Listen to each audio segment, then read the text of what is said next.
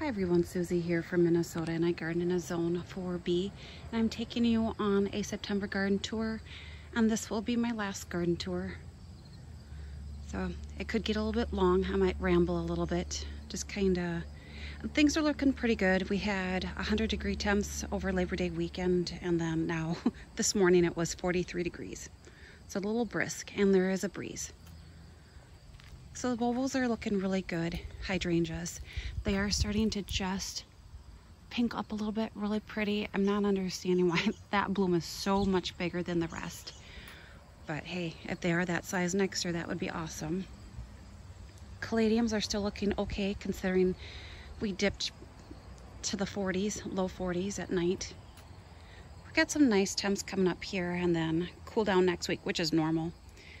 I did get these planted, just a drift of daylilies, mini pearl. They're a shorter variety, so hopefully they're blooming next year before the bulbs are, and then the bulbs will take over.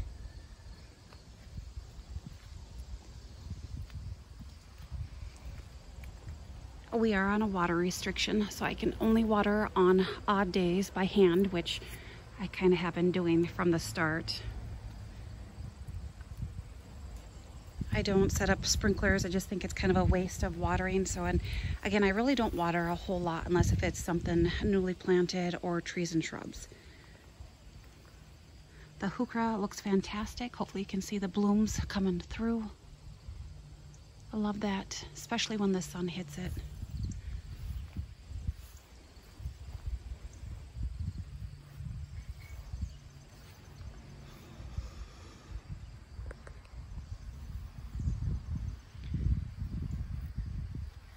Black lace elderberry it's almost to the window, which I was hoping for, so hopefully it kind of fills in more. Considering that came from maybe about a foot of growth this year, that's really surprising.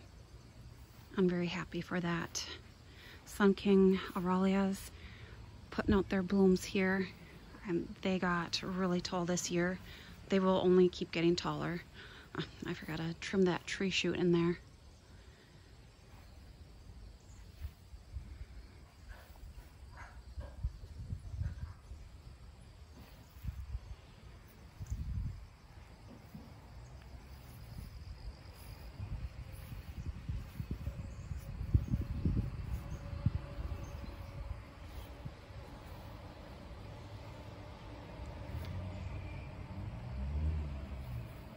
So this garden's doing really good.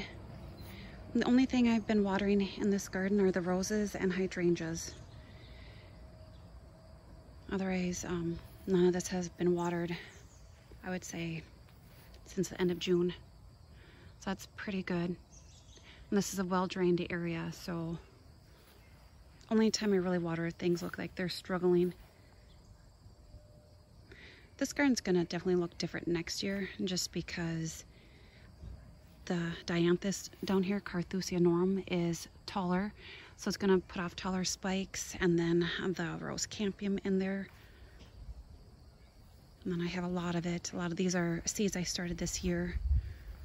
And then same with the blue fescue grass. They should have plumes next year. Roses have been suffering. Again, this is such a well-drained area. At some point, I will be adding some compost to them this year, and then I'll apply some next year in the spring. I'm hoping that kind of helps. I did have an astilbe here that was suffering. That got moved, and I replaced it with another featherweed grass. This is lightning strike. It has variegated foliage. So I think I will like this better, just to kind of continue the grasses throughout here. There is one over there, but something laid in it. So yeah, so this garden is definitely going to look different next year. We'll see how I like it. I have other grasses in here too, so a lot of airy movement in here, which I will absolutely love. Hopefully the roses survive the winter. This is pretty shady right now, just due to the sun situation. This always happens for me. Got a lot of trees off to the south here, so it blocks it.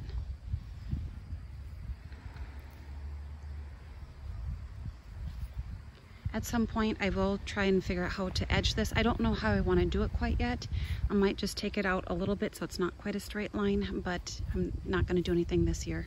I will think on that next year. I usually use rock, but that's only whenever I can find it for free.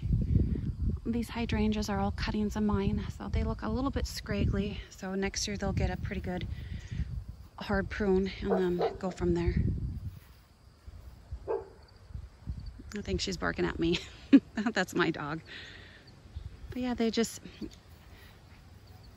been a little stressed this year just due to the drought, which is becoming kind of a norm for my area now the last 3 years.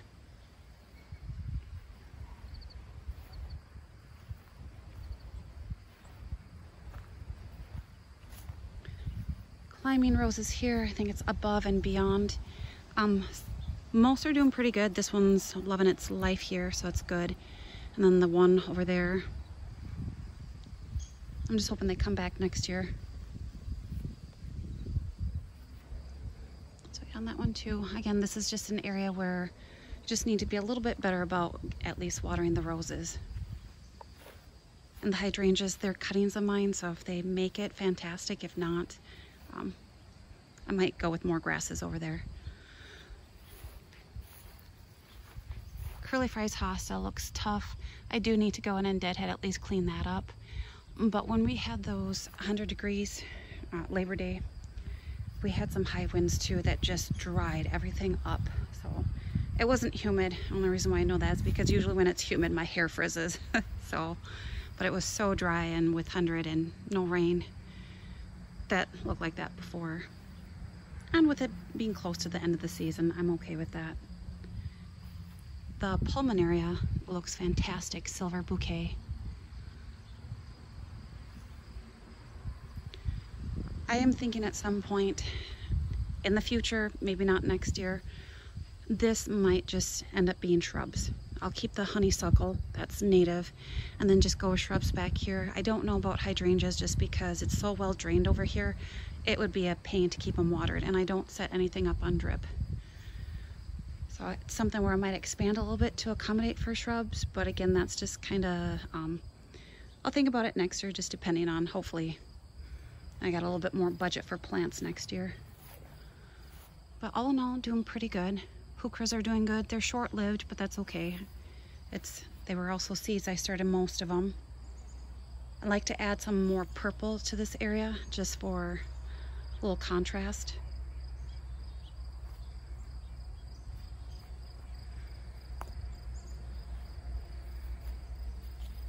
I have a Brunner kind of, I don't know if you want to say hedge or a drift.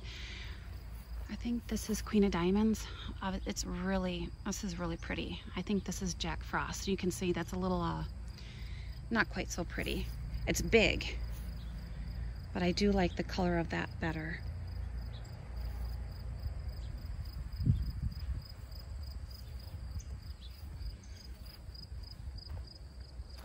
And I just wanted to show you this real quick. This is a grass. I'm probably going to start this again next year just because it's really pretty. When the sun hits it, it shines. I think this is Savannah ruby grass. I love that. It's probably taken this long to throw out some plumes just because it was getting taken over by the petunias. And then the petunias kind of petered out, and then now the grasses can shine, and I love grasses.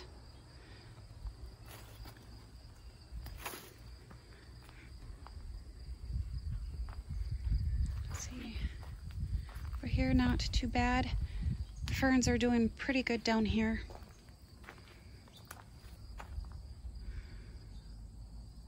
It's just kind of a holding spot. The Hakana clowgrass looks really good. I'm really surprised to see this. Usually it doesn't do that for me, so that's really cool. And it's actually gotten a nice size. This has been here for a full 2 years. I had planted it 2 years ago or 3 in the fall. Takes a bit for it to get going, at least for me. That is a more protected spot. That's the east side of the house. This is the south side. The pulmonaria this year has been doing really good with even a lot of sun and drought. I'm shocked.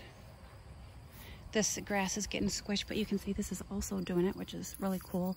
I will move it probably next year in the spring or when it starts warming up.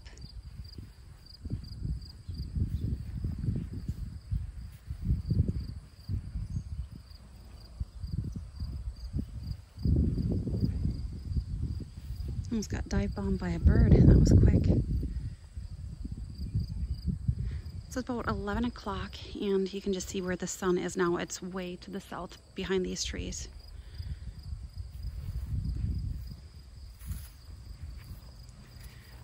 I love the ivory halo dogwood. It's just so striking, especially with the purple foliage of the ajuga.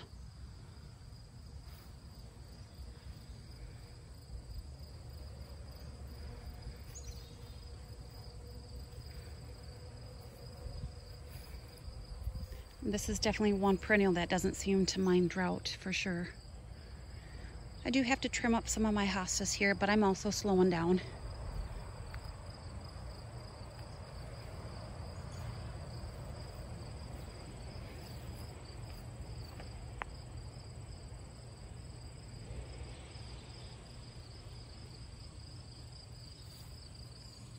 I consider this kind of a holding bed for now. Not the Siberian cypress, but just some hostas, and the ferns are going to stay here. I don't have any place right now that is making ferns happy, but you can see there's some hostas down here that are just, like I said, that Labor Day just kind of took its toll on a number of things. And I haven't watered back here. And then you can see the tree shoots from the trees that were taken down are making a comeback.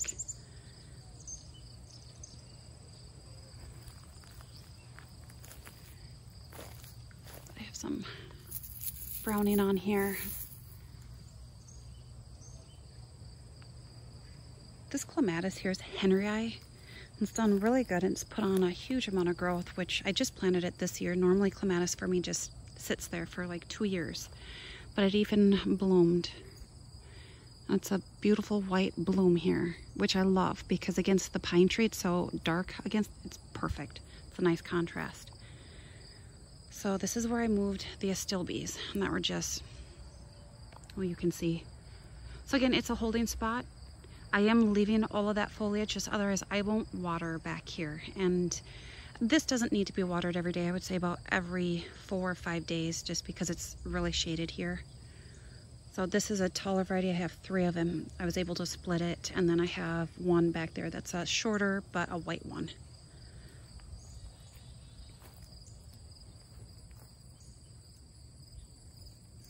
Yeah, these hostas, I mean, I moved them here last year? They also were not doing the best. So they just, normally our rainfall is, well, usually a lot. And then this year, what's sad is, I don't know if you've noticed in certain areas, but the birch trees in this town, I would say most are dead, or half of them are dead. And then there are pine trees that are just totally brown. So I'd say about 30% of the trees in this town has been affected by drought from the previous year. So I can't imagine what next year is going to bring. Love this grass, especially when the sun shines through it. Pixie-founded tufted hair grass.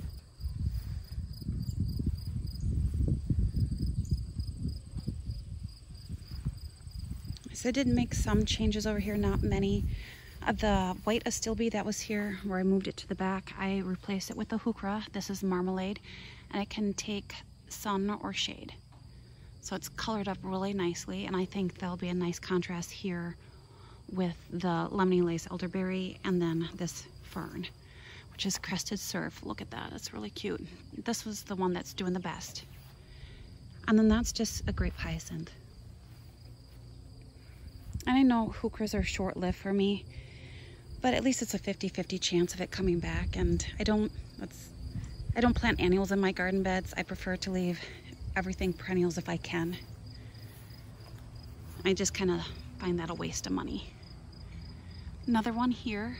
And then I did move a dwarf goat's beard here. It was under humpback whale, this hosta, and I just couldn't see it. So I Figured these can just kind of grow in together and then eventually it'll look like one. I might end up going with more, like this is a Weigela, spilled wine. I love that color of foliage. There are some other ones that I'm kind of looking at. And it's not so much the bloom that I'm looking for, it is the foliage. Because the blooms only last a short time, but foliage lasts the entire season. And you'll see that I'm addicted to foliage.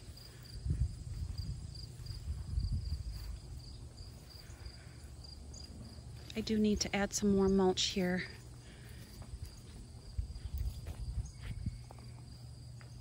And these are also ferns here. They will be taller maybe at some point. Maybe next year we'll finally get some good amount of rain.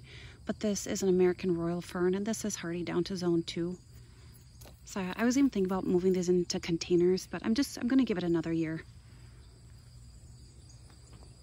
The crispy astilbes.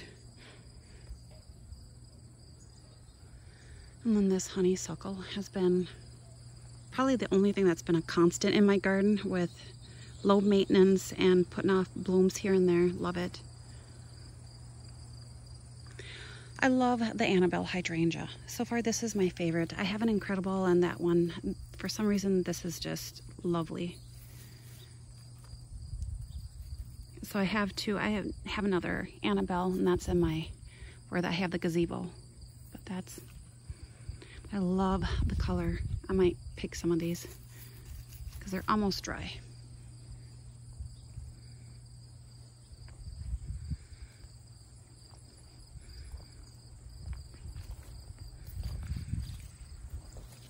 This is gorgeous today. Like lots of blooms on here, smaller. But I have moved this later in the season. I wasn't expecting it to bloom, and then it budded up, and then it's blooming. I love it. It's just gorgeous in this area. I think this will be perfect here, especially, I mean, it can just take over. It's got a good amount of room here. And then the grasses back here are Korean feathery grass. There's 2 clumps there. They're a little bit shorter. This is a bigger one just because this is a more mature clump. You can see the plumes on there. It's going to be fantastic. I will probably move that next year to maybe like right alongside here, because it's in the way of the pagoda dogwood tree. But then again, who knows if that tree will come back next year. So it's been really stressed this year. This lobularia smells amazing. I just keep letting it trail out. And with the red, I think that's a striking combination.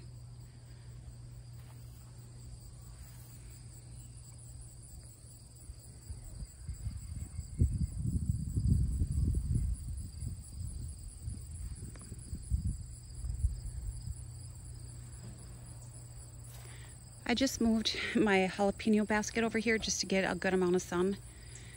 Because right now the vegetable garden isn't getting sun until I would say about 1 o'clock.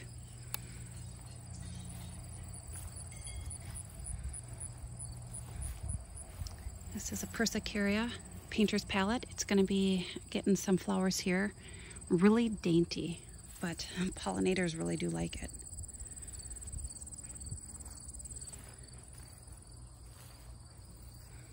Turtle head still looks amazing. Definitely shorter this year, but still beautiful. Normally it's about a foot taller. I do want to get something taller in the back here at some point. I'll show you when I go back. There's kind of a gap.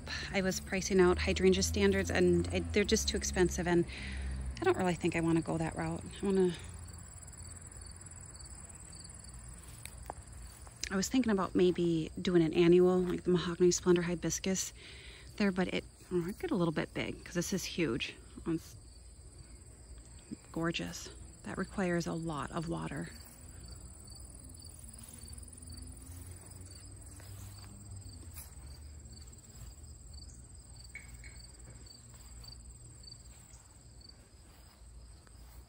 very dewy and wet grass, so my feet are soaking wet right now.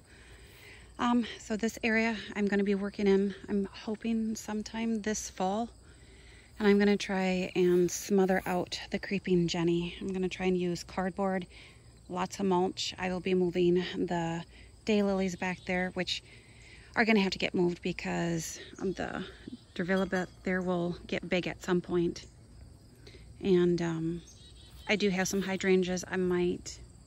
They won't get moved this year. I'll probably move them next year. But I really want to get rid of this creeping Jenny. I didn't plant it. It was in a pot 5-6 years ago, and then it rooted in the ground, and it's just taken over, and it is, to me, it's an eyesore. I really can't see anything in here.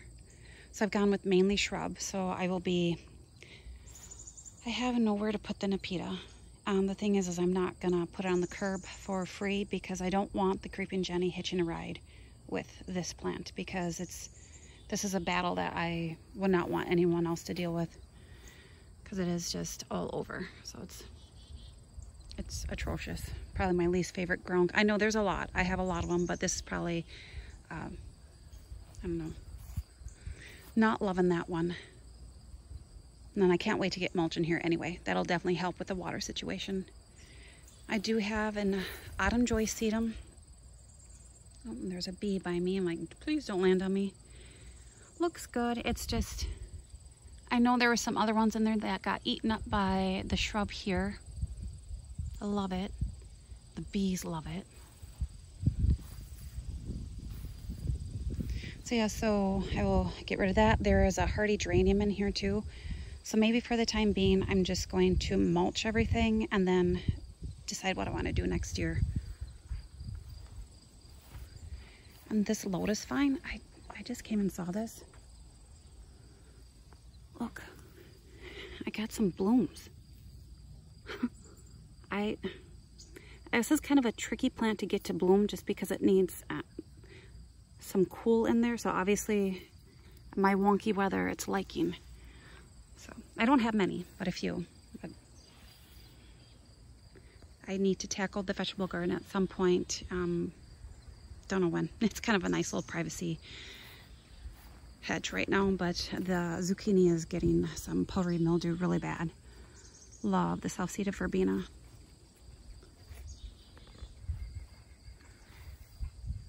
Love the grasses here. Pixie-founded tufted hair grass. It's just, I don't know if it's picking up on camera, but I love the airiness and the movement. And then the Gara here, this was self-seeded. So I love that with it. And then the Astrantia down here, masterwort, sorry. I think it's sparkling pink stars. I got that from Great Garden Plants. So a huge drift of them in there. And I'm letting them seed because I'm hoping I get some more plants that I can put elsewhere. But I think that and I did just plant this with heuchera, and this can take sun also, sun or shade. And that is Georgia peach. And I just think this color with the grass here looks fantastic. And then the plumes or the flowers that are coming up, I love that color. Or I shouldn't say not much color. Because I had widened this just a little bit, like from here, and then by the bird bath. And then I put the white wands veronica in front here. I love like airy plants with a lot of movement, so I think that'll look good there. Plus I'll be able to give it a haircut whenever it's done flowering. And I did go with, with an hardy aster. So this is Woods Pink. So it's just starting. I can't wait just for that later season color. That's dainty, but that's okay. And then you can see the Veronica over here, the Pink Goblin, is making a comeback. Looks fantastic. I did give that a haircut. I wasn't going to, then I just wanted to get things trimmed up, and so very happy I did that. The delphiniums are blooming again. Granted, the foliage is a little chlorotic, but that's okay. Next year, it'll come back better. And then the roses look fantastic. Putting out some more blooms, especially that one. These went over. So in here, I did move the globe thistle that I had where I have my gazebo. So I have 6 of them in here. I just think it'll like this area better. And then the purple in there will look good with everything. I do have an open area that I'm growing my own baby's breath, Gypsophila. Just because the Proven Winners variety down here is just very short, which is fine, but I kind of hoping next year I can pick it for arrangements. If you hear squeaking, the hummingbirds have been crazy. They're so cute. So, but it's staying there. I'll see how I like it next year. It's just, it probably would have been better moving it to the front, but again, I'm always making changes in my garden every year. And then the double red, also easy roses. The ones, these are looking fantastic. The alliums are going over. And that's also an idea for next year too, where if I'm not caring for this, I'll probably just go with more ornamental alliums.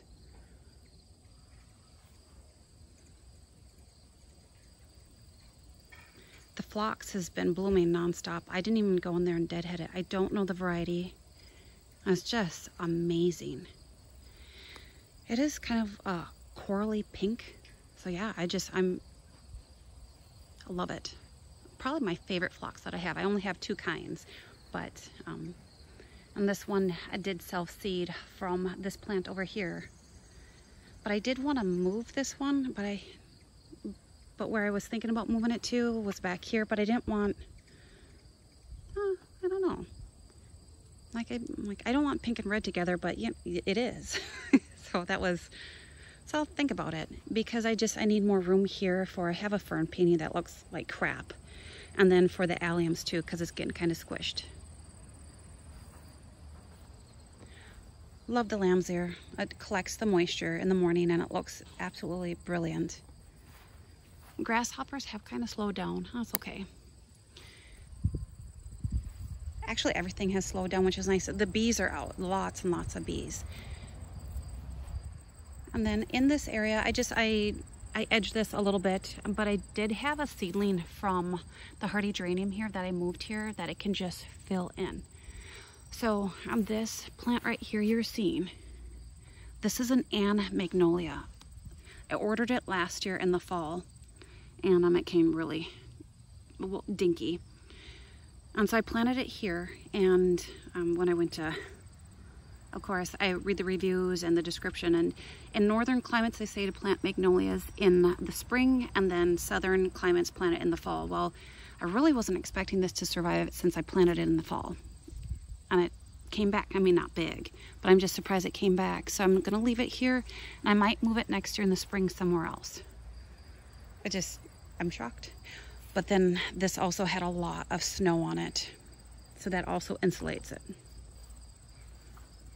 More delphiniums, which I just love. Just so happy. Kind of feels like June again a little bit with these colors. And this is the hardy geranium Bevan's variety. It is really big, so I might have to thin it next year, and I love it. So I need to just figure out where I want to put that elsewhere. I do have a rose in here. I was growing this in a container because it just came in a small pot. And then this is the variety. So we'll see how it does. It didn't put out one bloom the entire season. So I'm hoping it's just kind of getting a good root system and adjusting. And next year, I'm just a little shocked because it probably had the best environment of any rose that I grow. It should look good there. I mean, it doesn't look like it, but there's a good amount of room. I think it'll look fantastic with the delphiniums and then the Veronica. Again, more self-seeded verbena. Let's see here. I was just going to show you. So, looking good over here. This is going to be a change for next year. I'm going to go with cut flowers in containers. That'll probably work out best for me. But I mean, this is gorgeous. But these are the baby's breath that I'm growing. I started these, I think, sometime in August. And only reason why I moved these here is because toads have been burying themselves in the pots and then, of course, destroying the plants. So hopefully they don't get to this. But who knows? I'm going to go over here real quick. This is, I think, either creeping or trailing baby's breath. So I guess it just started in August. It was a little bit late, but I'm just wanting a good root system, and I think they're hardy down to a zone 3, so they should be okay. And then a little limelight. I'm not gonna lie, it hasn't been my favorite hydrangea. I do like the color of it, that blush. But out of all the ones I have, it's probably my least favorite. Pretty sure this one is Strawberry Sundae. Because all these shrubs I got 9 years ago, and I'm pretty sure I was on an ice cream kick that day. So yeah, this one is Strawberry Sundae. Looks great. There is some browning on there, which is just due to being dry. But all in all, it looks really fantastic. Lilacs look great. Love the foliage.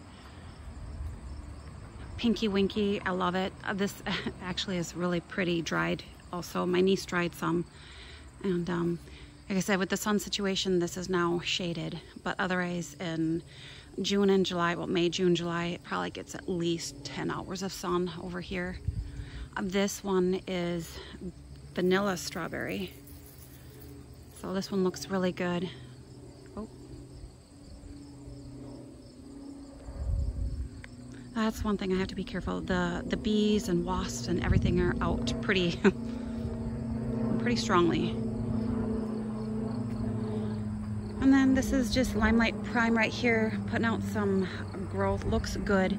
I'm hoping next year, one thing with next year, if we're dry again, I will just give them a deep watering once a week. That I do need to be a little bit better, at least those, because they've been here for 2-3 years. The other ones, they're 9 years old. They're gonna have to make it on their own. I did water them one time this year, and that was when we had nothing. This is Limelight. I mean, it's putting out some new growth here, which is good. I just want that for, I'm hoping it gets to 8 to 10 feet tall, just for privacy. This is a hardy mom. It's gonna stay here until this needs room, and then I'll find a place for this.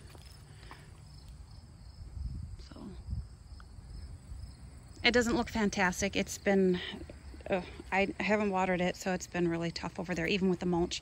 But this is, I had to leave it because that is where I know there's a toad in there, and they're huge.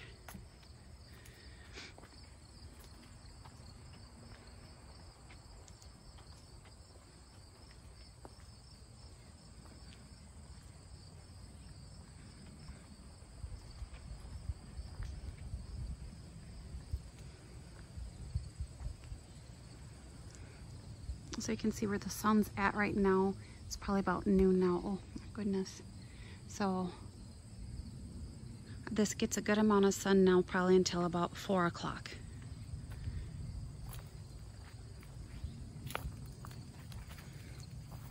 Veronica, next year I'm gonna try and deadhead it, because I know there's, you can see, just keeps putting out more blooms, but I think if I deadhead it, it'll have a little stronger of a flush. But the pollinators still love this plant. This is one I started from seed, I think 3 years ago, and it's just fantastic. I love Veronica though. You want pollinators, plant Veronica. So look at this rose here. I haven't watered this rose at all the entire season. And look at how it just keeps putting out more growth. And that's also easy double red. And like I said, that is one rose I would recommend for anyone, because it takes a little bit for it to get, I would say, about 3 years, and then this is unbelievable. And of course I love the grasses, and then I did deadhead the David phlox, and it's putting out lots of blooms.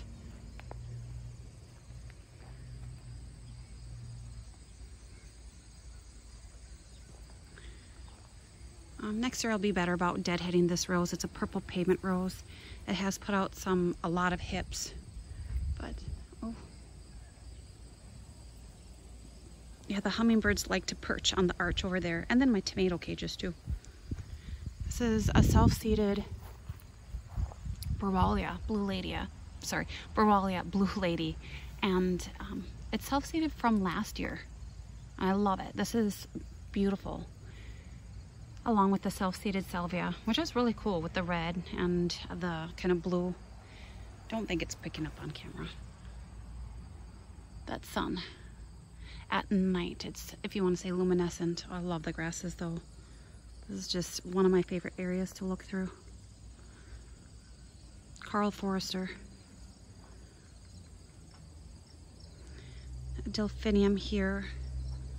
Another flush. Again, like I said, it's kind of feeling like June. I love it. Wonky growth due to the heat, but lots of new bloom stalks.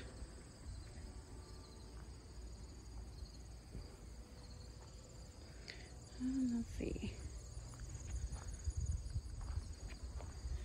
Funny thing is I have stopped watering my I think I stopped watering at least a month ago, my tomatoes, and they're still doing great. Some are looking a little bit tough, but still have a lot of tomatoes on. It's fantastic. I did cut out the artichoke. It went to seed, but look, it pushed out. That was really neat. New foliage.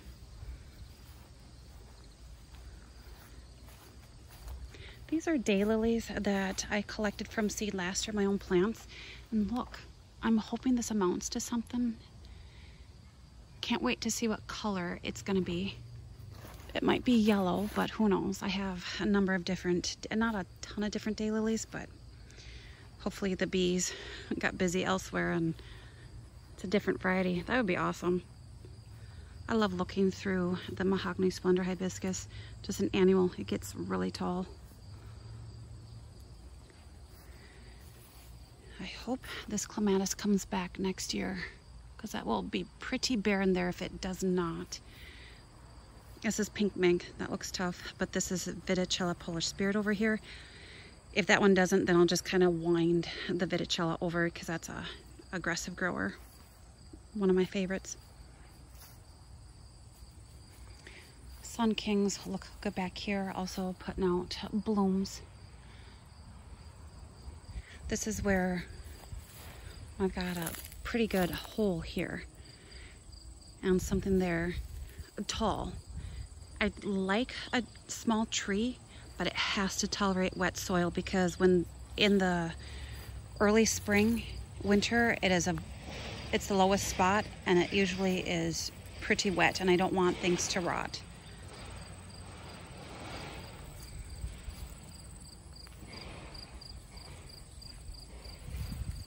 But I can't imagine that we're gonna get a repeat of what this early spring was like. That was just weird.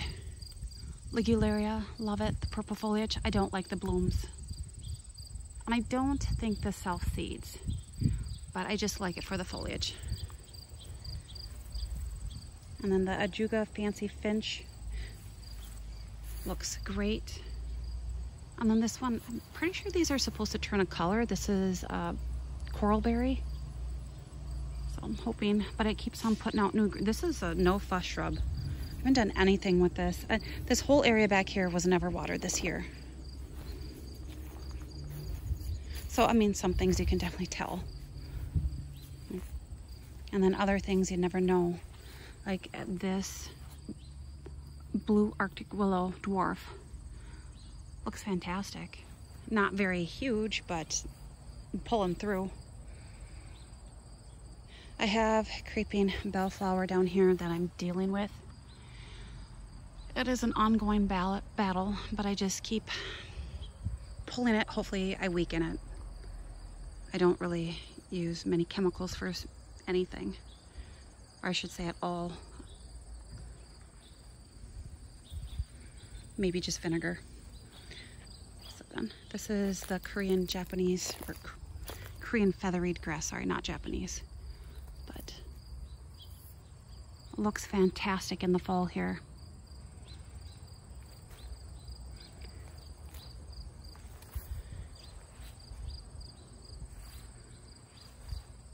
The 9 barks look really good. They're a tiny wine 9 bark. I'm hoping at some point they get to about 3 to 4 feet tall. See, this is where I knew this last year, but honestly with the way the season was going, I didn't really want to move anything. But it's just kind of the tree is blocking it. And the big thing about grasses, what I love about them is movement. And with the tree in the way, I'm not going to get much movement from that. It's an amazing clump though.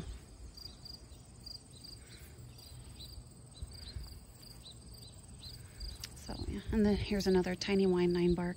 So I was hoping at some point it'll just fill that in. Not super tall, just kind of enough.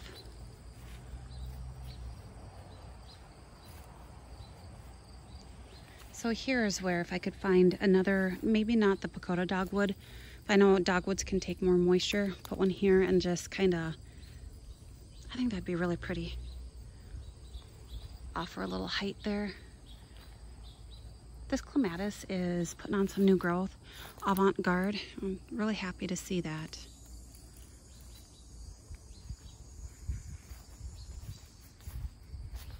So I have some tomatoes from, this is grown from my compost. And not much flavor.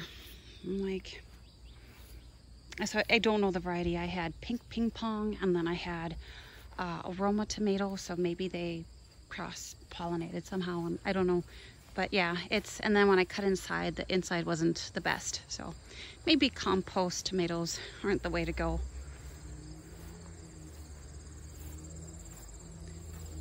Cherry tomatoes are coming to it. Well, you know, but look at that. It's still producing. This too, usually about every 3-4 days, I pick all of the ripe ones, even kind of the semi-ripe. But this is black pineapple tomato, and it just keeps producing loads of tomatoes. I've never had this before, and this one right here, this tomato had just all crushed to the ground, and I bet it probably just rooted in there, and then look at what it's produced. So I'm glad I didn't pull it, but I do have one here that I'm just gonna let it warm up a little bit, just so the flavor's a little bit better. That sun-ripened tomato. Yeah, I'm definitely growing the black pineapple tomato next year. Just gonna stand here.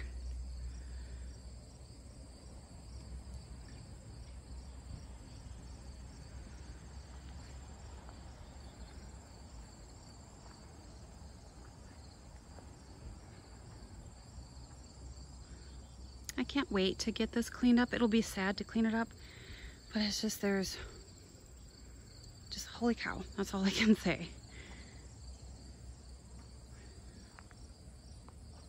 Oh, and then I was going to show you. So, I don't know if I said this in another tour. This was done blooming. This was the earliest one to bloom. I think this is Berry Awesome Hardy Hibiscus.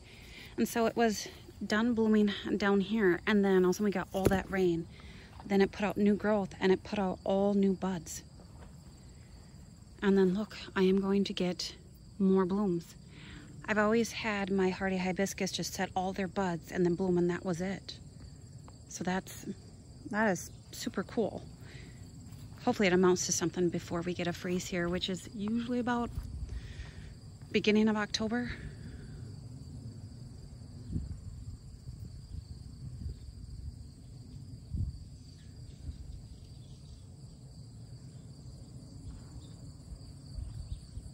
All right, so hopefully you enjoyed, and bye for now.